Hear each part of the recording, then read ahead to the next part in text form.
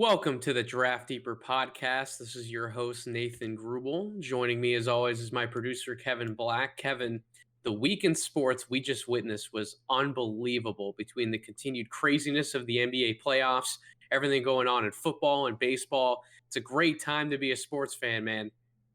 Yeah, I couldn't agree more. I mean, we can't even ignore hockey either. It's been great over there too. I'm happy the Heat are looking good. We got a game tonight. Hoping we win that. Yeah, and we're recording this on Wednesday, September 23rd, the night of.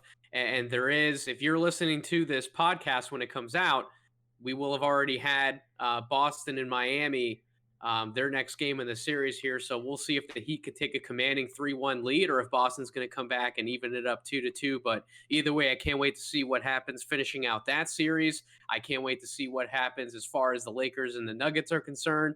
We'll see if Denver can come back, maybe force a game seven there. But all around, exciting weekend of sports that we just had. Another great week ahead. But on today's show, what we're here for, we have another special guest. So Stone Hansen is a draft contributor for Draft Site, and he's going to be on here to talk about another section of the 2020 NBA Big Board here for Draft Deeper. Stone, you ready to dive in, my friend? Absolutely. Can't wait to get into it.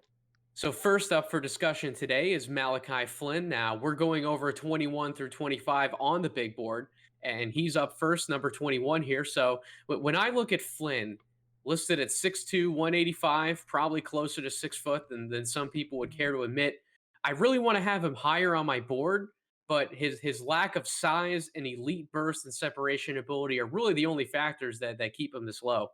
IQ wise, I'm convinced there's little that he doesn't see on the court offensively. Evaluate Flynn in play types that are heavily used in the NBA, be it high pick and roll, dribble handoffs, isolation sets that go into deep jumpers. He excels in all of them. As a matter of fact, his jumper is probably what would appear to be his greatest strength, as he's consistent and pure from the mid range as much as he is from behind the arc. But the way that he can also probe the defense, find those angles to get around defenders and create a completely different shot than what the D thought he was going to take. That's next level NBA point guard stuff, man.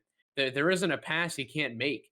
He'll whip the cross court corner look for the easy three. He'll thread the needle in the pick and roll, hit a cutter perfectly in the pocket to get an easy look at the basket.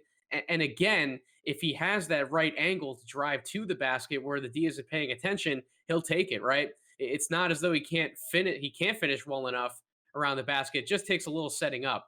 But if he's a primarily a mid-range and three-point shot creator and a facilitator, trust me, there's a home for him in a good team's rotation. I personally see him as a spot starter in the league, but definitely a high-level backup as his floor at this point of the draft. I mean, I'm perfectly comfortable with having a sure thing who's mature, professional, going to come in and play the game the right way from a mental standpoint at this point here in the draft.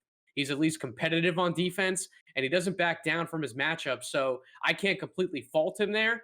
But I mean, how many backup or spot starter point guards are really going to have high defensive marks, right? At this point, a lot of point guards in general in the NBA, they aren't exactly locked down defenders like a Patrick Beverly, for example. So again, as long as he's competitive, he kind of brings that spirit at the point of attack and he sets the tone for everyone else on defense. I mean, that to me, that's the biggest thing that I want to look for. So, Stone, when you break down everything that I just did regarding Flynn, do you see an outcome for him that's any higher than what I have his ceiling as? And where do you think it's fair to take him in this draft class? I think the ceiling that you mentioned is probably fair. It's probably about where I would say his ultimate ceiling is. A guy who can play start minutes or spot minutes as a starter. Guy who's probably most likely outcome is a fairly high level backup guard. On my board personally, I think I have him somewhere in the 35 to 40 range. Okay. But I think you can make a pretty solid case to take him late first, early second, which is most likely where I think he will go. Um, the the concerns defensively, obviously, it's not as crucial at the point guard position. Probably limited to one position defensively, which is point guard. But I think, as you mentioned, his passing and everything offensively is really encouraging to see. I do worry about replaceability as a backup point guard. It's just something that I don't value as much in the draft because especially in this draft, as we all know, there's so many point guards that some will slip through the cracks, and it's really impossible to gauge who at this point that will be. But I think that there's other guys within that range I would probably rather take a shot on just because positional need for that is pretty replaceable. You can always find a guy pretty cheap on the open market. But offensively, he really does bring a lot. As an older guard, he's 22, but he brings a lot of that experience with him. Someone that a lot of playoff teams would love to have, a guy who can just run the second unit efficiently, make those easy reads, great in the pick and roll. And I think that someone will probably take a look at him really hard in the first round. And I think it's probably a strong possibility he goes within that range. Yeah, I mean, and you're seeing that a lot with the Lakers right now in the playoffs. I mean, having Rondo come off the bench, be able to run with that second unit, run some of those similar pick and roll sets, and certainly be at the head of the chess match there in terms of getting everyone orchestrated and together in that second unit. That's a valuable piece to have at that point guard spot. And I guess you make a great point in terms of being able to find sort of like I don't want to classify somebody as this necessarily, but for lack of a better term, your quote unquote bargain bin guy to kind of have to bring in and run that second unit. If you're a veteran team, a surefire contender like the Lakers, yeah, you might be able to find somebody like that and convince a more high profile name to come in. But if you're like one of those fringe contenders who wants to make a deep run in the playoffs, then in my opinion, I think using a draft pick on somebody like that, if you don't have a secondary point guard, a third ball handler in place, I think that actually makes a lot of sense. And I think certainly somebody's going to value Flynn in that way. Before we move off of Flintstone, just as kind of like a general question for you in terms of like scouting and draft philosophy. So you're talking about replaceability at that spot. Do you need a point guard to be a surefire starter for you personally to give him a first round grade and consider taking him in the first round? Or do you see somebody who you consider like a spot or a fringe starter as like a second round grade and you're not moving him into that first round? Um, I think it kind of does vary a little bit class to class for me because with this particular class, it's so guard saturated that I think that I tend to move some guys in this class to play the guard position a little further down my board just because it's Sure. there's more rarity for other archetypes. But I wouldn't necessarily say guys that are fringe starters. Most of the time, I would say I actually have them in the first round because it's pretty good value if you can find that late in the first. So I think it comes down to just more archetype need. Um, and for me, Malachi Flynn brings a lot of really good qualities to a team, and I definitely wouldn't hesitate to take him in the first if my team did need that, such as the Lakers or something like that, and I would definitely give him a look. But I think that there's just other archetypes in a pure talent vacuum sense that I would look at ahead of him. Sure. And kind of like my last main point on Flynn is I don't necessarily see him as a full-time backup for his career. I think there's absolutely a chance that he could be a starter certainly down the line in the right situation. Like I know we talk about Fred Van Vliet a lot, what he's done in Toronto, and I know he's playing next to another point guard in Lowry, and Van Vliet is certainly a better defender than Flynn, at least from a size and a physical standpoint. I mean, he's a bulky guy, right? He has that compact build. He's not going to be pushed around by a lot of guys, no matter whether he's guarding the one or the two. And I know you mentioned that Flynn is kind of pigeonholed into guarding the one, which is fine. But depending on the lineups that he might be playing in, if he has some larger wings and that surefire rim protector behind him, you might be able to do some things defensively to hide him a little bit. And if he's that good on offense in terms of setting other guys up, if his catch and shoot shot is as good as it certainly proved to be in college, then I think there's a home for him potentially in a starting lineup in the right situation. So again, if I take that outlook, that certainly moves him up. That would move him up on my board. I just don't think that he's going to end up having enough ability to be a full time starter, but I'm not ruling it out, which is why I still think 21 might be good value for him. So moving past Flynn, at 22, I have Isaiah Stewart. Now, these next two guys, both Stewart and Desmond Bain, who you and I have talked about, Stone, we're excited to get into Bain a little bit. I absolutely think they could be higher on boards and could be taken higher. And I wouldn't have a problem with it whatsoever because of the types of roles that they would play in the league, the approach they have shown they play with, and what we know their floors are, even if they don't get any better, which they likely will, being drafted a little lower and go in a better developmental program. So let's start with Stewart here. First of all, he's a brick house who's built to play the center spot for an NBA team tomorrow. A 6'9", 250. No one wants to run into him down low or bounce off of one of his screens. The main thing that concerns me doesn't necessarily have to do with the skill set, but more along the lines of how he was used at Washington and what he ran down the court to do, which is post up a lot. Which, if we're going to be honest, unless you're a special talent down low and have the requisite size and footwork to do so, it's an offensive play type that's dying in the NBA. It's effective in spots, especially if there's a mismatch. Nikola Jokic is proving that right now, for the Denver Nuggets in terms of recency bias. So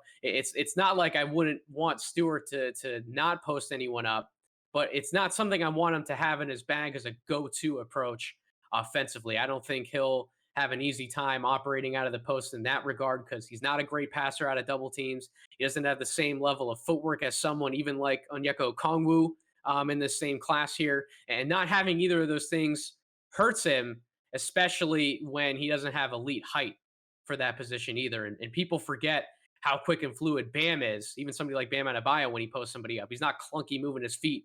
When he has someone back down, he's sort of graceful, right? So I don't see that same level of grace from Stewart. I see a truck trying to bull anyone over who stands in his way. Now that being said, if he changes his role and approach in the NBA, I mean, we could be talking about a scary good big in terms of producing in his role at an efficient rate, right? Incredibly underrated screen setter and roll man because of the threat of his jump shot. The percentages weren't the highest from distance in college, but his mechanics certainly passed my eye test for a big. And if that jumper becomes more of a weapon for him in the league, it frees up everything for him offensively. I think he has enough burst to attack a closeout and make defenses pay for trying to come out to him in that regard, versus build a wall against him. So short rolls, spot ups, strong rolls mixed in the post up offense. There are ways to diversify his offensive attack and make him a more dangerous weapon in the NBA. But having a crater to building a set or two for him that differentiates from what he's been so used to doing his whole career, that adjustment knocks him down some on my board. So where he doesn't have to adjust is on defense, where he's obviously a shot blocking menace, excellent playmaker in the lane. He doesn't let guys body him up and shoulder him over in the post, nimble enough in pick and roll switches to not get blasted by perimeter scores. And like we mentioned on the screens, no one wants to crash into him down low because he certainly is a brick house. So when you look at Stewart's strength, Stone, and his weaknesses, how do you see his game translating into the NBA? And do you think his game can ultimately be diverse enough to be a starter in the league, or do you see his future as being more off the bench? Uh, so I think with Stewart, this is probably where we're going to disagree the most out of anybody, and probably where I disagree the most with the majority of people who are big fans of the draft. I'm extremely low on Isaiah Stewart, and for some of the reasons you listed, just that he's the archetype that he is. He just plays like an old school center, which is fun, But how effective is that really in the NBA? I have my concerns with the height, as you mentioned.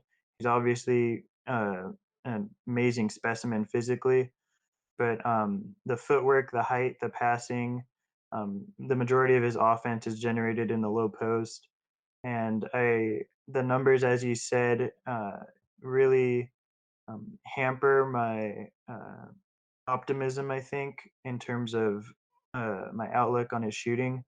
I think that a guy who's just so pigeonholed, I guess you can say, in the low post is really hard to see developing into anything more than that offensively. And I think that the value for those kind of guys is just really, really low. and thus he has that Steven Adams sort of strength and height.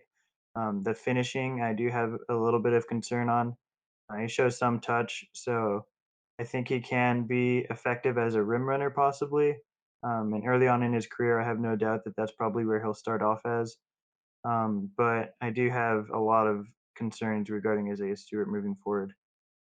Certainly, and you bring up a point about starting his career. He's absolutely going to serve as a rim runner, and that is an extreme positive to him is that he's a very high character, high motor kind of big to the point where I mean you see him changing ends on the court. Man, he runs like he's running for his life down the court, especially in transition offense. So he's going to get a lot of easy buckets that way. He's a dominant force rolling to the basket. So I see him able to score in different ways. Your point about his height, as I kind of mentioned as well, that does concern me when he's trying to back somebody down that just has pure size and length over him. I mean, some of those moves that he was able to pull off in college, turn over his shoulder, looking for some of those easy hook shots. I mean, he's not going to get those same quality of looks as he did in high school and college. So that's absolutely a concern.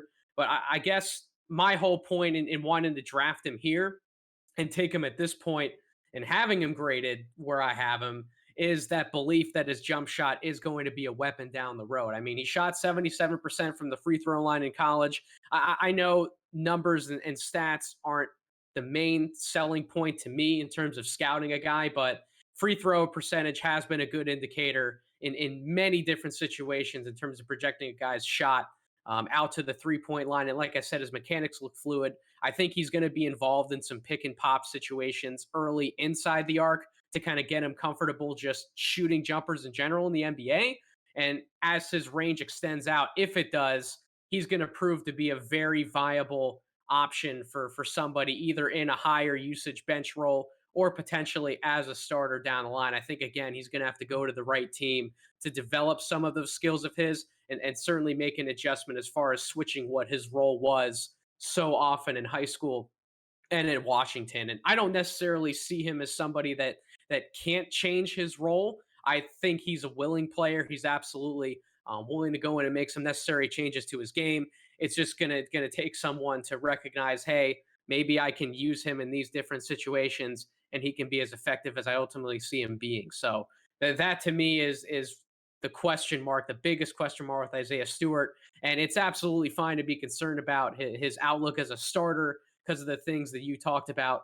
But I think that he's going to have a role just being able to hang his hat on some of those other things to give him minutes, and then he'll build out his game from there. So, as promised, we're going to move into Desmond Bain. Now, I didn't watch a lot of him during the season, but being able to do film work in the extended offseason here, man, has he impressed me as a prospect. 6'6, 215, another chiseled guy we get to talk about today. He's built physically to play in the NBA. No ifs, ands, or buts about it.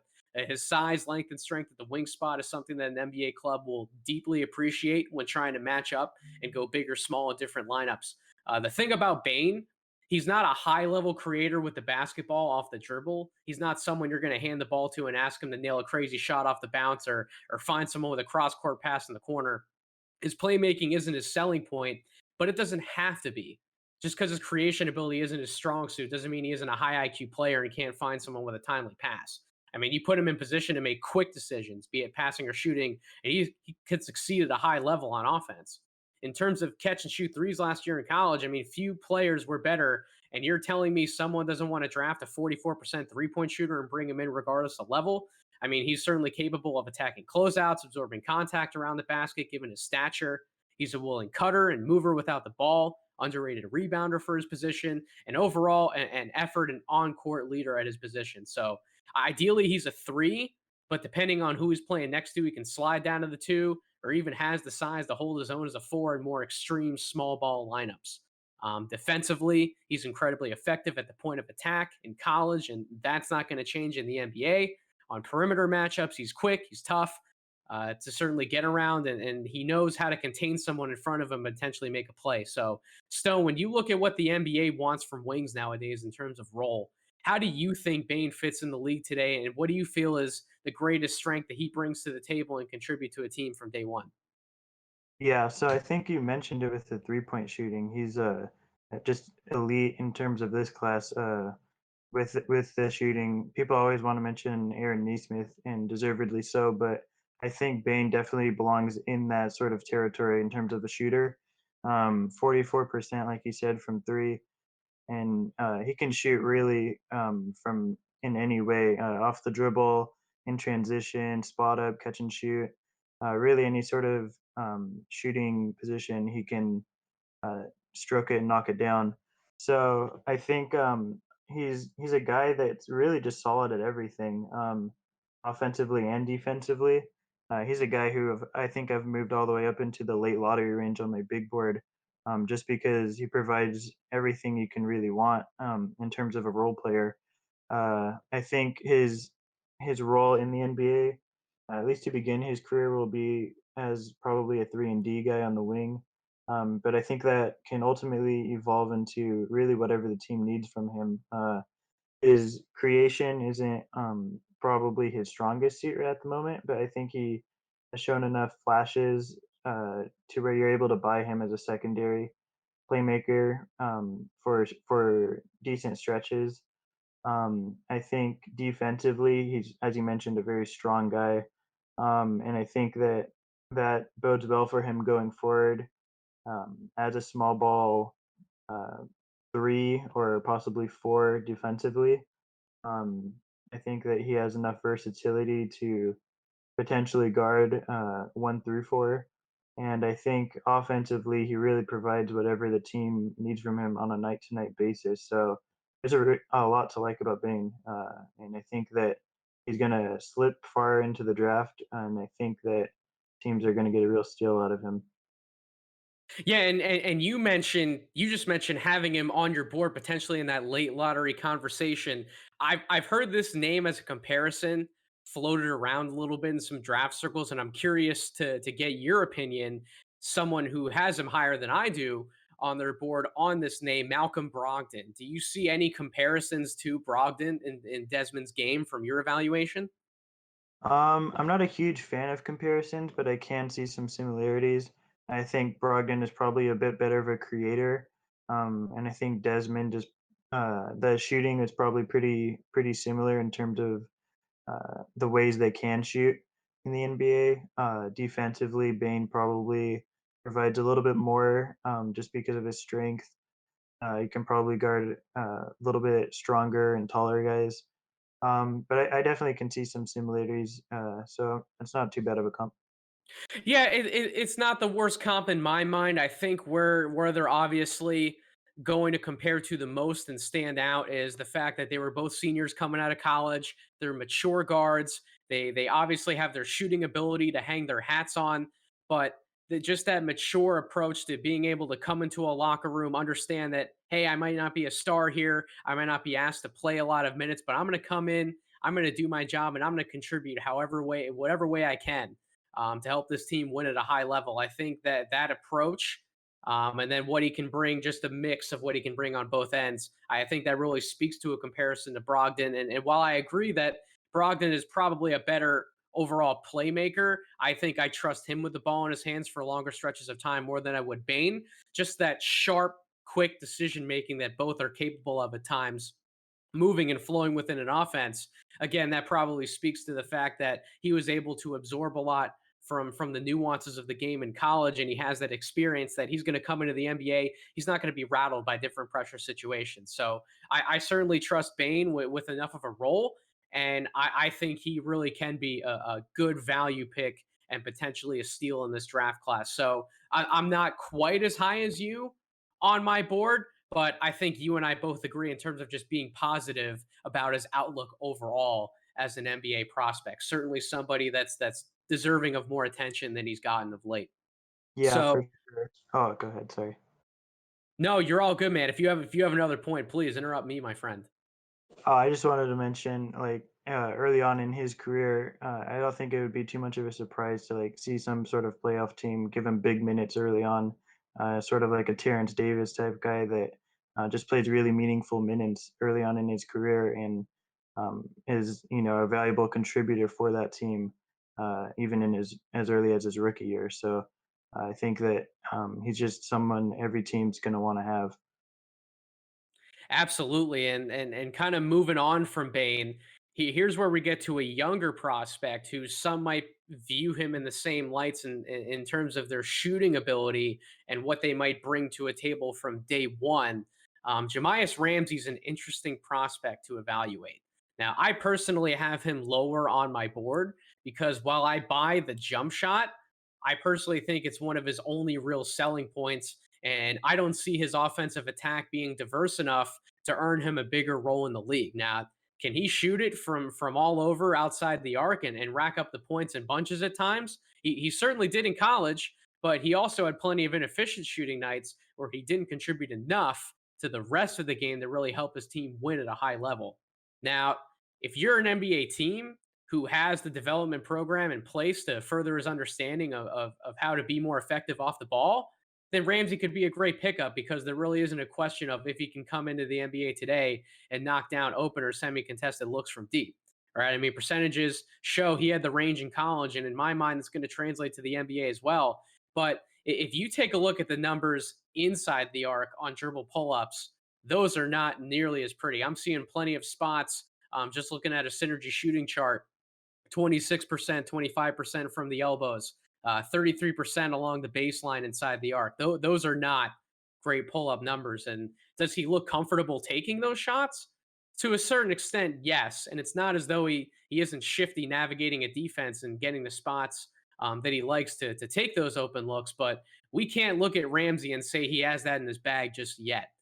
His highest volume of shots came from beyond the arc, and that's how he'll be used in the league, at least early on as well. One of my old mentors had a great saying when he talked about athletes who could be given the choice to be shot creators or shooters. Generally, they navigate towards being more of a shooter than operating in the mid range or around the basket, right? That level of offense comes natural and sometimes can't always be taught. Defensively, he's a pesky guard and certainly gets after individual matchups. But as I've talked about for a number of other prospects in the class, his off ball D is pretty weak. And I don't think he has the strength quite yet to consistently fight through screens and stay with a more natural offensive matchup.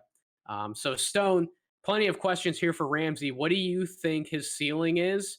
And do you think he's going to end up being more than just an off ball shooter in the NBA, or are you about as low on him as I am? Oh boy, trying to figure out Ramsey's ceiling is really difficult. He's a guy that's been up, down, sideways on my board. I don't know really where to put him. He's kind of he's a wild prospect, just because he's built pretty stocky like Bane. And you would think he is more of a attacker than he actually is. He loves to, Mhm. I think, settle a lot of times for pull up shots. And I think IQ is probably his biggest downfall at the moment, and I think that's what's going to hold him back in the draft. And I think that the shooting, there's a lot to like about it, but there's also just as many questions.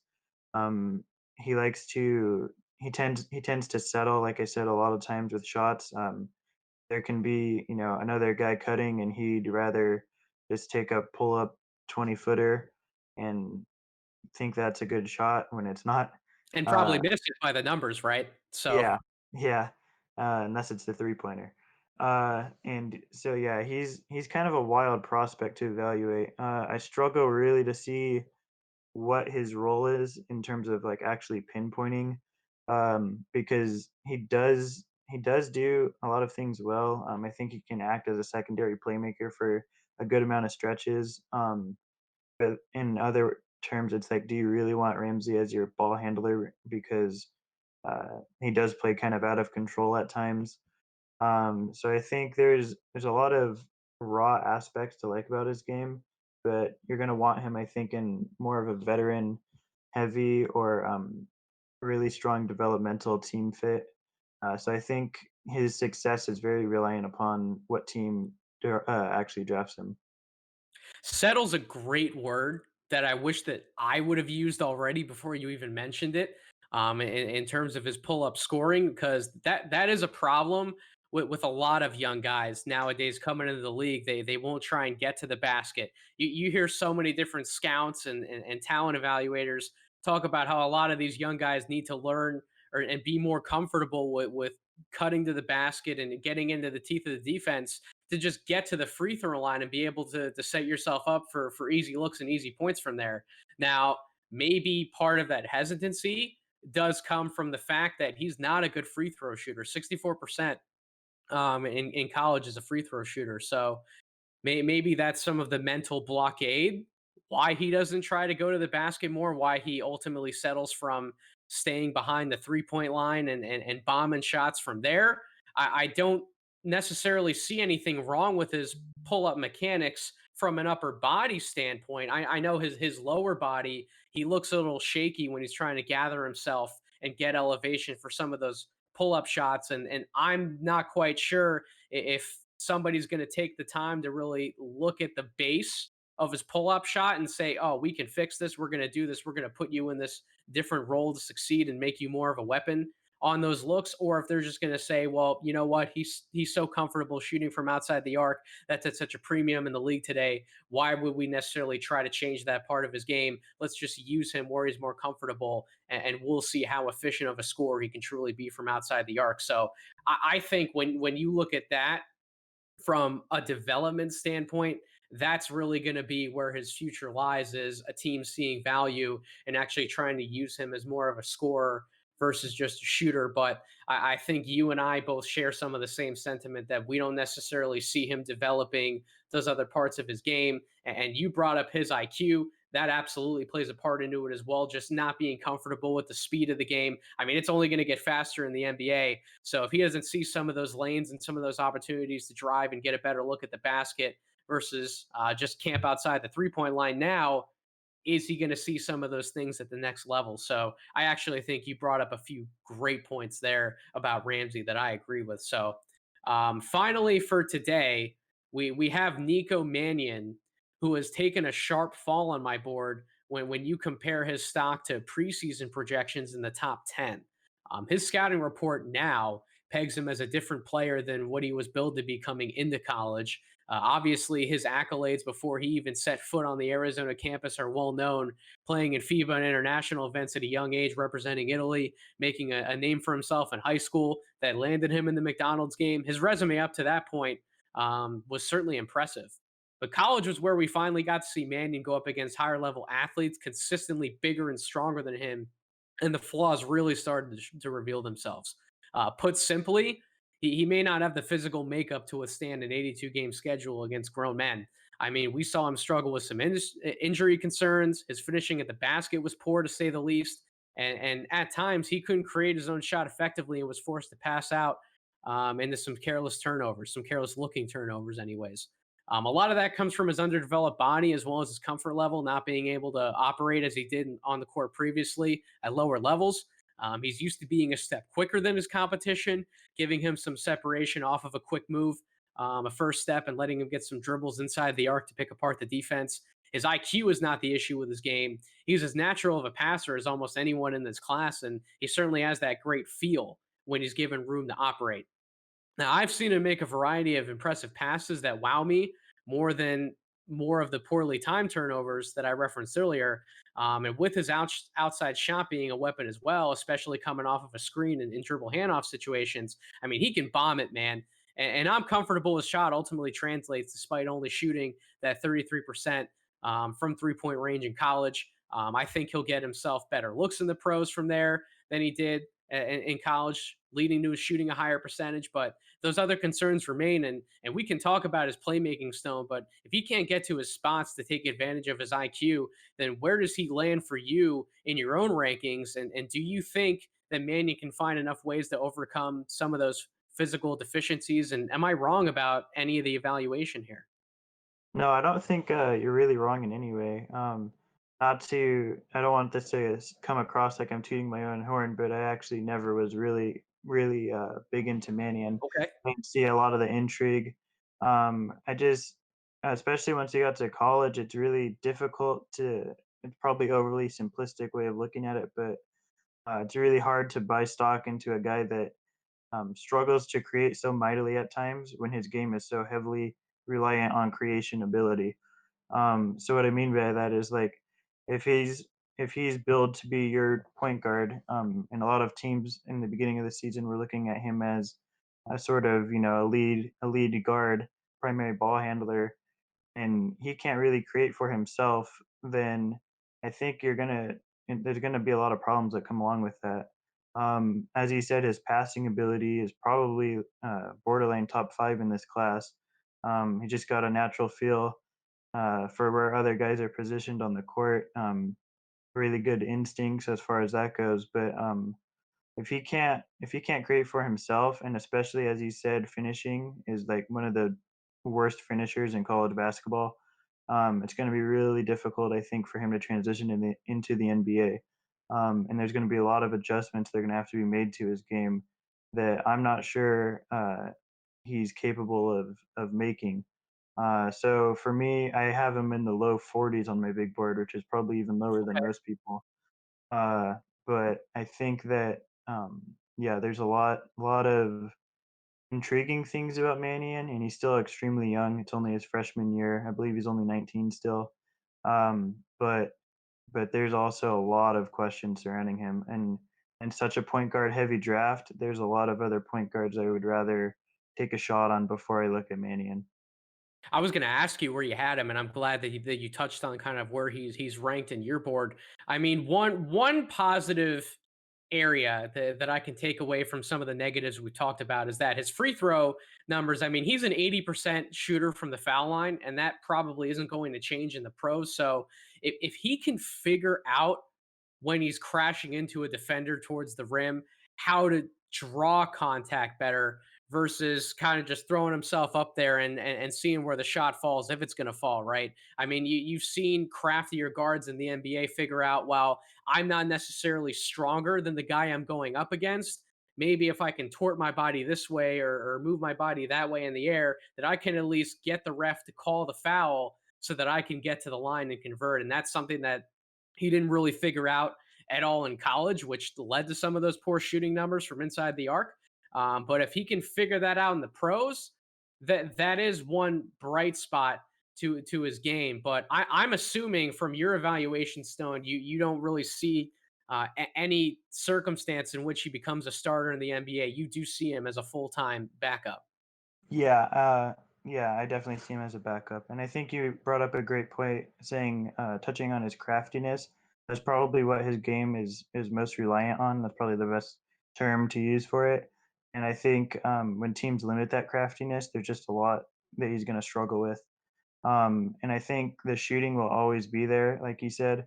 As when he gets to the league, I have no doubt that that will continue on. It's just a matter of whether he can create the own looks for himself or whether he's going to be more of an off guard kind of guy.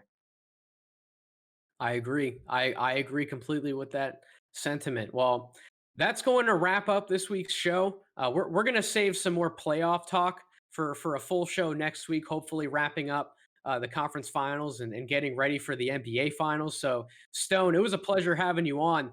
Where can the audience find you on social media? How can they find some of your work? So everything I do is going to be posted on my Twitter at report_court. Everything, all the draft site updates, all of our mock drafts. I'll be putting up some scouting reports coming up pretty soon on there, so feel free to check that out. I really appreciate you guys having me on. It was a blast being on here. No, absolutely, and hopefully we can find some more talking points in the future. For the audience, be sure to subscribe to us wherever you get your podcasts. Subscribe on YouTube, and be prepared still for more content coming down the pipeline. I keep saying that this is only the beginning, but the website's being built. We're going to have some full reports on there, some full profiles, more rankings for you. So stay tuned for all of that news on our social media channels. As always, thank you everyone for listening. I hope you all have a wonderful week.